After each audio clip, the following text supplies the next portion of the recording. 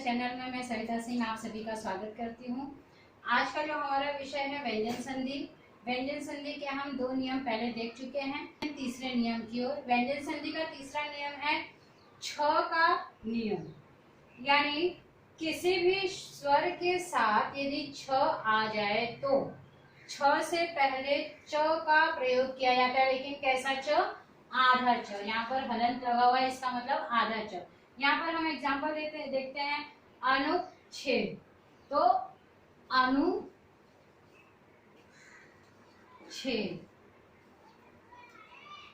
यहाँ पर हम क्या देख रहे हैं?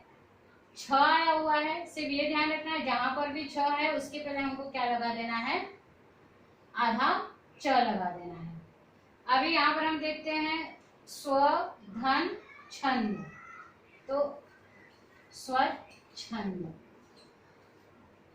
विधन छेद विच्छेद। परिधन छेद परिच्छेद।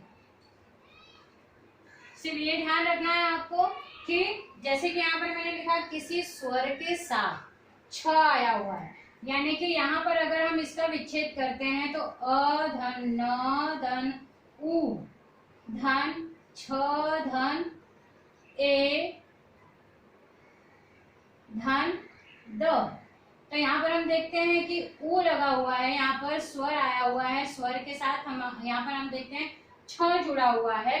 तो जहां पर भी स्वर के साथ छ आता है उसके पहले हम क्या लगा देते हैं? छ के पहले आधा च लगा देते हैं। तो यहाँ पर सिर्फ आपको ये ध्यान में रखना है, जहां पर भी छ यानी जो दूसरा शब्द है, पहला शब्द नहीं दूसरा जो शब्द है, अगर वहां पर छ आया हुआ है तो इसका मतलब वहां पहचान जाएंगे हम व्यंजन संधि है, और छ के पहले हमें क्या लगा देना है? आधा च लगा देना है। अनुधन छेद अनुच्छेद, स्वधन छंद स्वच्छंद, विधन छेद विच्छेद, परिधन छेद परिच्छेद। अब हम चलते हैं चौथे नियम की ओर।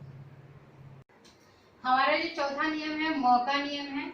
अगर आधे म के बाद पूरा म आता है, अर्थात हलंत वाले म के साथ, अर्थात पहला जो शब्द है, पहले शब्द का अंतिम वर्ण अगर हलंत वाला म है और दूसरे शब्द का पहला वर्ण जो है वो स्वर के साथ म लगा हुआ है, तो वहां पर हम इस हलंत वाले म की जगह पर आधा म और पूरा म इस तरह से उसका उपयोग करते हैं। जैसे यहाँ पर समधन मान, तो सम मान, यहाँ पर सिर्फ क्या परिवर्तन हुआ? इसको इसी शब्द को हमने जोड़ा और सिर्फ इस म को हम इस तरह से हमने लिख दिया। समधन मुख सम मुख। सेम ये वही शब्द होगा, स भी वैसा ही है, सिर्फ जो म हलन के साथ लिखा हुआ उसको हमने इस तरह से आधा करके लिख दिया। समधनमति सममति, इस तरह से म का ये नियम है। अब हम चलते हैं दूसरे नियम की तरफ। यहाँ हम पांचवा नियम देखते हैं। न का नियम है जो री र श, जो कि आधे हैं, इनके जो स्वर रहित हैं, इनके बाद अगर न होता है तो न की जगह हम क्या लिख देते हैं? ड़ लिख देते हैं। जैसे यहाँ पर कृष्ण, कृष धन न लिखा हुआ है, तो कृष धन न, तो यहाँ पे हमने देखा न की जगह क्या हो जाएगा? न हो जाएगा। अगर री र श के बाद न आता है, यहाँ श के बाद न आया हुआ है, तो हम इस न की जगह पर क्या लिख देंगे? अणा लिख देंगे। तो क्या हो जाएगा? कृ श आधा है तो आधा हो जाएगा और न हो जाएगा। कृष ना, तो त्रि श यहाँ पर आधा है तो इसको हम इस तरह से लिखेंगे और ना की जगह पे ना हो जाएगा तृष्णा। विष धन नु, वि श आधा है तो इसको हम इस तरह लिखेंगे, नु की जगह पर न लगा देंगे, उसमें उ की मात्रा विष्णु। हर धन न, ह र न की जगह पर हरण। इस तरह से हम न के नियम का पालन करते हुए, जहाँ री है र है श है, तो वहां पर अगर पहले शब्द का अंतिम वर्ण श र या री है तो दूसरे वर्ण में अगर न लगा हुआ है, दूसरे शब्द के पहले वर्ण में न आया हुआ है, तो हम न की जगह पर क्या लगा देते हैं, न लगा देते हैं। अब चलते हैं अगले नियम की ओर। जो हमारा छठा नियम है वो है दूसरे शब्द के स से पूर्व, यानी ये जो दूसरा शब्द है इसके स से पूर्व, दूसरे शब्द का पहला जो वर्ण है वो स वाला है, उससे पूर्व यदि अ या आ से भिन्न कोई स्वर आता है तो स की जगह पर श हो जाता है।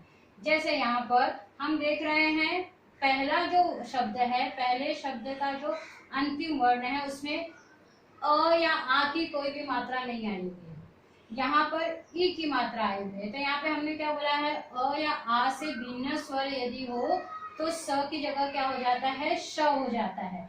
तो यहाँ पर जब ई की मात्रा आ गई है तो हम इसको इसी तरह से लिखेंगे, अभी सिर्फ यहाँ पर परिवर्तन हो जाएगा, स की जगह शे ग, अभिषेक। विषम तो क्या हो जाएगा, वि श म। सुषमा तो सुषमा, सुषमा। विधंसार तो यहाँ पर एक ही मात्रा है तो वि सा की जगह पर शा हो जाएगा, विषाद। तो इस तरह से हमने इस वीडियो में कुछ व्यंजन संधि के नियम देखे।